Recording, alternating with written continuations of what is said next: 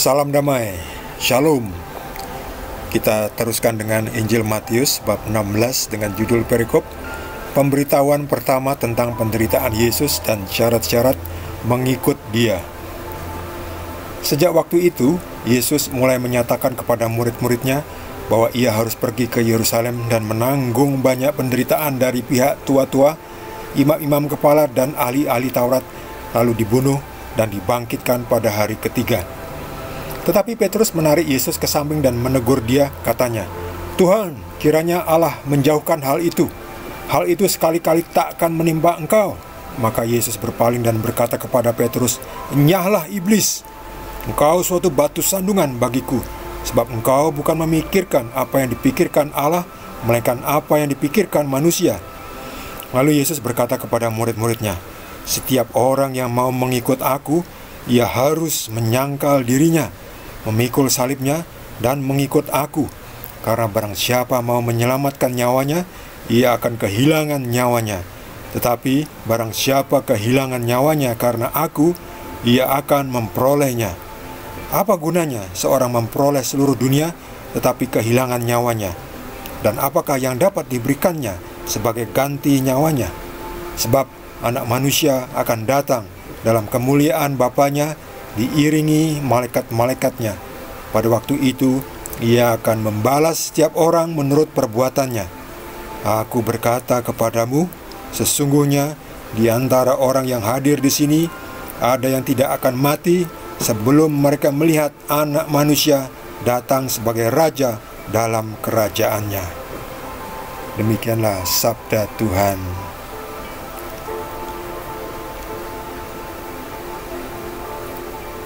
Petrus mencoba menghalangi Yesus untuk melakukan apa yang harus Tuhan Yesus lakukan, yaitu untuk menebus dosa-dosa manusia. Disiksa, dianiaya, dan dibunuh oleh pihak tua-tua, imam-imam kepala, dan ahli-ahli Taurat. Tetapi Yesus sendiri sudah mengatakan bahwa walaupun aku akan dibunuh, tetapi pada hari ketiga aku akan bangkit.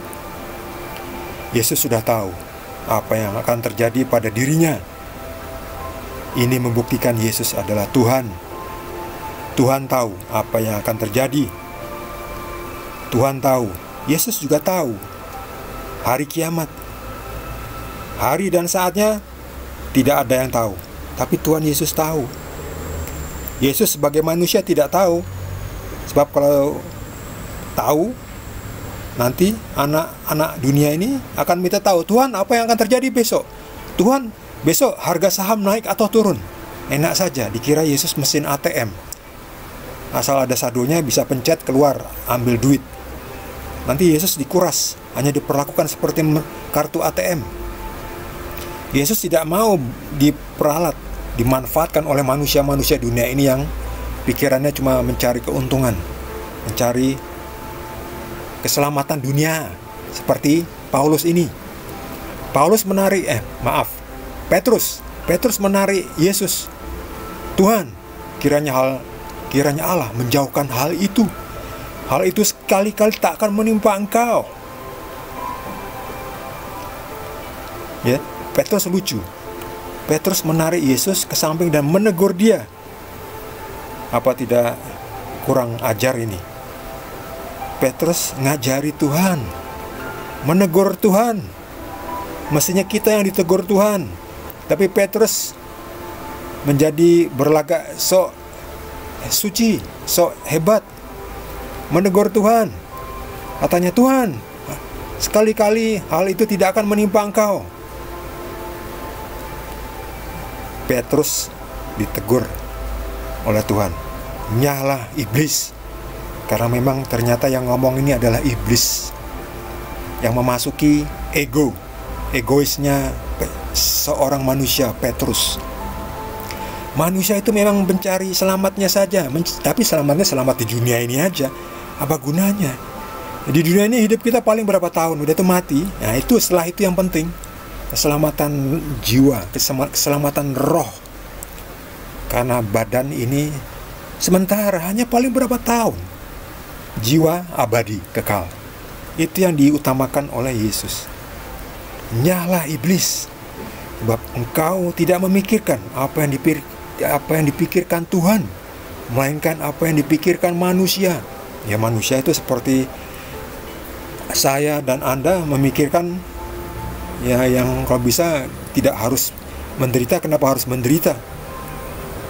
Kita kan juga maunya enak.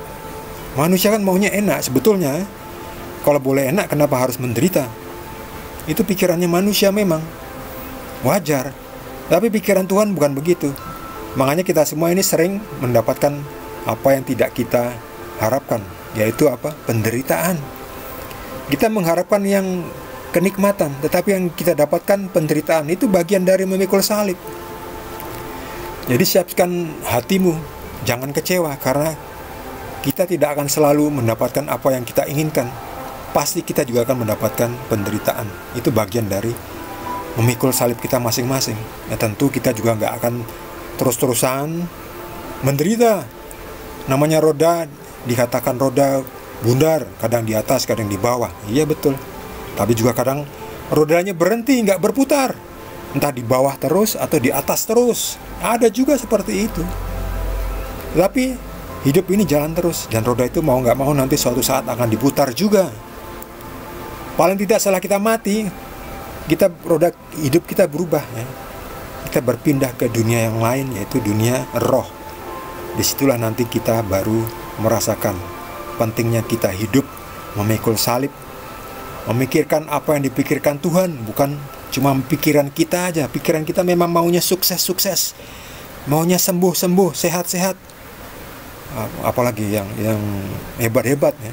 Maunya bagus-bagus, nggak mau ngalah ya. Nggak mau yang nomor 2, maunya duluan. Kalau bisa duluan, paling hebat, paling bagus, paling cantik, paling sukses, paling gengsi. Itu pikiran kita, pikiran manusia. Tapi bukan itu yang dikehendaki oleh Tuhan. Yesus bilang, setiap orang yang mau mengikut aku, setiap orang yang mau jadi muridku, ia harus menyangkal dirinya, memikul salibnya, dan mengikut aku. Lihat ini. Apakah Anda mau setia jadi pengikut Yesus? Kalau iya, Anda harus menyangkal dirimu, memikul salibmu, dan mengikut Yesus. Gak cukup cuma memikul salibnya, tapi tidak mengikut Yesus, gak cukup. Artinya mengikut Yesus mana? Yesus meminta kita pergi ke suatu tempat, kita pergi ke situ. Yesus meminta kita melayani di suatu tempat atau melayani pada kondisi tertentu, kita ikut. Kita ikut Yesus. Selain memikul salib, kita juga ikut Yesus.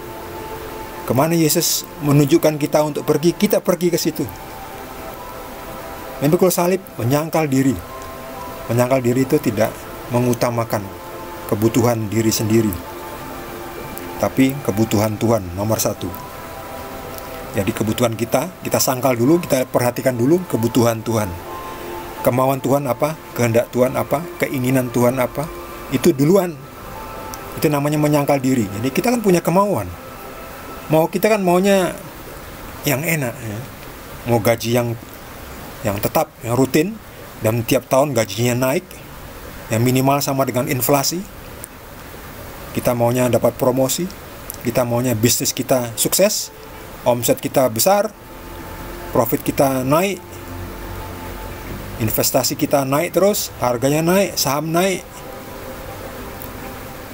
penjualan meningkat, penghasilan lancar, badan sehat, hidup nikmat. Itu mau kita ya.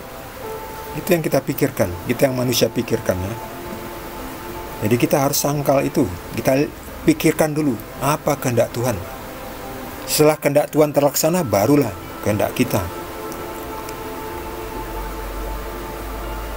Apa gunanya seorang kehilangan nyawanya, tetapi kehilangan nyawanya bukan karena aku, tetapi karena egonya. Kehilangan nyawa karena dirinya sendiri, itu gak ada gunanya. Kalau kita kehilangan nyawanya karena kita mengikut Yesus, karena kalau kita memikul salib, itu kita akan memperolehnya. Kan ada juga orang kehilangan nyawanya bukan karena mengikut Yesus, bukan karena Yesus. Kehilangan nyawanya karena jadi perampok, ya. Lari ditembak mati.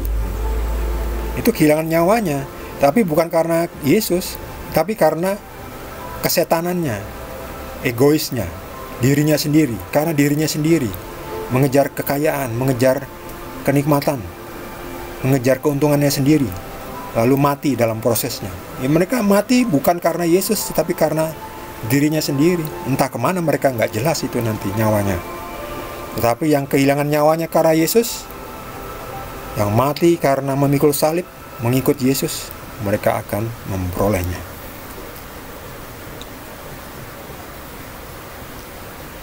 Yesus ditolak oleh pihak tua-tua Yahudi waktu itu, ya. Waktu sekarang kita ini, kita menderita bukan ditolak oleh pihak tua-tua Yahudi, karena di sekitar kita kan boleh dibilang nggak ada orang Yahudi, ya.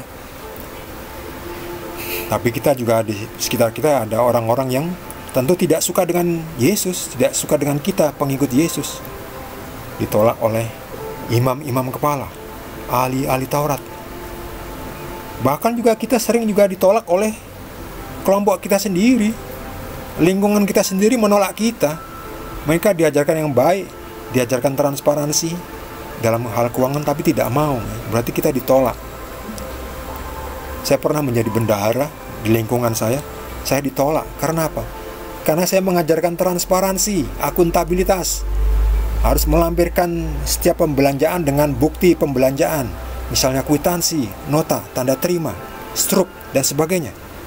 Lalu setiap orang yang minta uang kas dari saya wajibkan untuk memberikan tanda terima sebagai bukti mereka sudah membelanjakan sesuai dengan kebutuhannya, sesuai dengan peruntukannya. Tapi mereka menolak. Mereka nggak mau memberi tanda terima. Ya saya tidak kasih uangnya, uang kas. Namanya uang kas itu, kas lingkungan adalah uang publik. Uang publik adalah milik umum. Itu wajib dipertanggungjawabkan. Wajib harus ada transparansi dan akuntabilitas. Artinya bisa dipertanggungjawabkan bahwa uang itu benar-benar dipakai sesuai dengan peruntukannya. Mereka nggak setuju, saya ditolak jadi bendahara. Ya sudah, saya sudah melakukan apa yang harus saya lakukan. Saya ditolak oleh lingkungan saya sendiri. Saya ditolak oleh pengikut Yesus yang disebut pengikut Yesus menolak saya sendiri. Ya, itu seperti Petrus ini, ya, yang nggak kenal Yesus, ya. Maunya mencari keuntungan aja. Seperti Petrus ini. Ini dia Petrusnya. Tuhan, kiranya Tuhan menjauhkan hal itu. Hal itu sekali-kali tak akan menimpa engkau. Ini Petrus mencari untungnya sendiri, ya.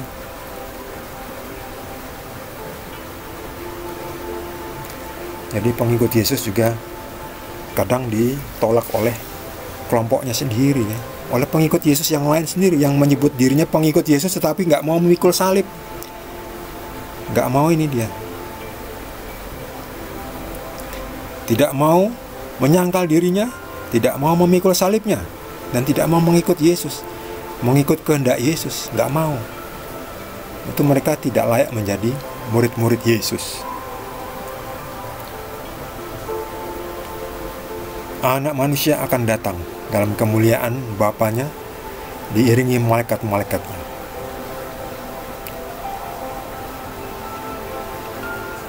Anak manusia itu Yesus. Yesus ini sebetulnya Tuhan, sama dengan kemuliaan Bapa, karena Yesus berkata, aku dan Bapa satu. Siapa sudah melihat aku, sudah melihat Bapa. Itu berarti kan Yesus kan dan Bapa secara esensi sama.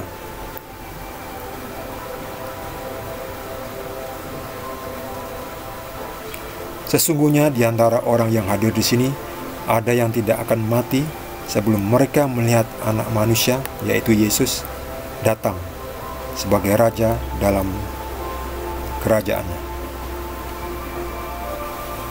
Raja di surga itu namanya apa? Kita sebut Raja di surga itu apa?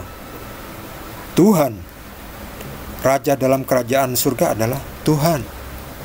Artinya orang tertinggi. Raja itu kan tertinggi. Tuhan itu kan tertinggi, jadi raja dalam kerajaan surga adalah Tuhan. Kita menyebutnya Tuhan. Sesungguhnya di antara orang yang hadir di sini, ada yang tidak akan mati sebelum mereka melihat Yesus datang sebagai Tuhan. Karena sekarang mereka melihat Yesus datang sebagai manusia biasa. Karena mereka tidak mengenal Yesus, tapi nanti setelah mati mereka akan melihat bahwa ternyata Yesus ini adalah Tuhan. Tapi kalau baru percaya setelah mati, telat, gak ada gunanya. Percaya itu sekarang, selagi masih hidup. Terima Yesus, pikul salib, sangkal diri, ikut Yesus. Kita akan melihat kemuliaan Tuhan Yesus. Bagi saudara yang mendapatkan tambahan pencerahan dari Roh Kudus, boleh juga berbagi dengan kita semua. Bagi yang belum subscribe, jangan lupa di subscribe dan juga di like, supaya channel ini bisa mandiri. Kita akan lanjutkan dengan perikop berikutnya, masih dari Injil Matius. Terima kasih. Tuhan Yesus berkati kita semua.